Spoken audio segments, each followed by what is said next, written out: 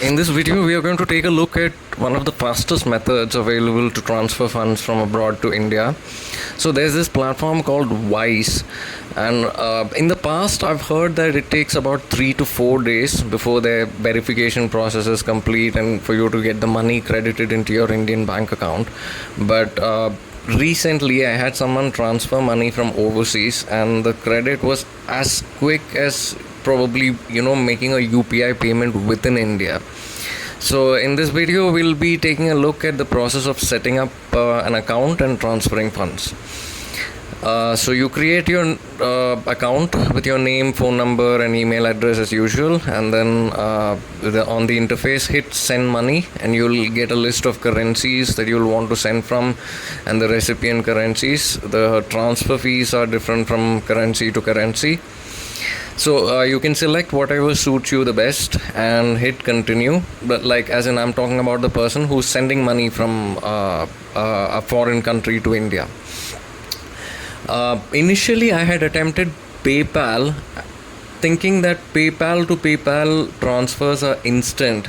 But the problem now is that they have discontinued independent individual accounts for Indian users. So your account can only be a business account, and PayPal keeps your money on hold for 21 days if it is your business account. Anyway, so once you've selected the currency details, you can punch in the UPI ID.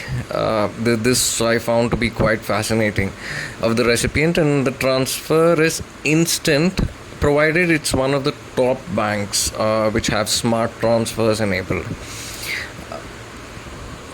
Swift transfers, I'm sorry.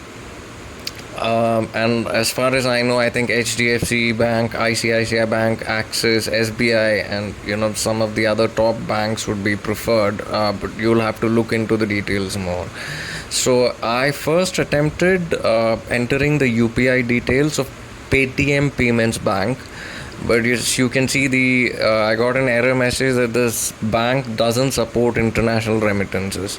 So in such a situation, if you don't have an alternate bank account, you can fill in the account details in the traditional way, like with the IFSC code and the other things. But this can probably take a few days if the recipient bank is not one of the top banks. Because there are multiple intermediary banks, and getting money transferred in between so many banks is going to take a long time. So what I did in this case is that I changed it to the UPI ID of State Bank of India, and it immediately got accepted. And when you hit continue, the next stage would be to verify the sender details with some ID proof, and if it's a local ID proof from wherever the person is staying, the verification is almost instant. So I had to confirm this. I had a friend staying in Europe to create an account and do a verification. It happened instantly, and I asked him to do a test transfer of $2. And you can see here it arrived immediately, and it was as quick as doing a UPI payment doing locally. Now we'll go to their terms and conditions, because considering that there are so many government restrictions on international remittances to India, so you'll have to pay attention to their terms and conditions regarding transfers to India, and the limits, monthly limits and the daily limits and other things. And apparently you cannot select the reason for transfer as charity. So that's about it. And if you have any